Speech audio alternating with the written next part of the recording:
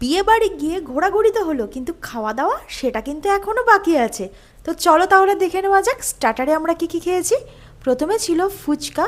বেশ কয়েকটা ফুচকা খাওয়ার পর আমরা খেয়ে নিয়েছিলাম ঝাল ঝাল ক্রিস্পি চিকেন পকোড়া। বিয়ে বাড়িতে যাওয়ার পর বেশ খিদে পেয়ে গিয়েছিল, তাই আমরা প্রায় 1-2 প্লেট করে খেয়েই নিয়েছিলাম।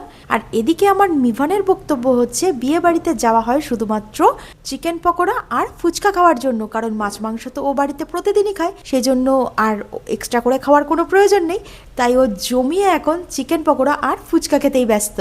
এবার চিকেন পকোড়া খাওয়ার পর আমরা চলে গিয়েছিলাম মকটেল কাউন্টারে, কারণ পকোড়াটা খাওয়ার পরেই দেখলাম বেশ গলা শুকিয়ে যাচ্ছে, তাই আমরা একটা একটা করে মকটেল নিয়ে নিলাম সবাই। তারপর কিছুক্ষণ এদিক ওদিক ঘোরাঘুরি করার পর আমরা খেয়েছিলাম পনির টিক্কা। আর এদিকে সৌরিককে আমি জিজ্ঞাসা করছি, কিরে তুই সৌরভ মামার বিয়েতে এসেছিস? আর ও বলছে না। তারপর আমরা আরও একটা করে মকটেল খাওয়ার পর শেষে গিয়েছিলাম ডিনার করতে।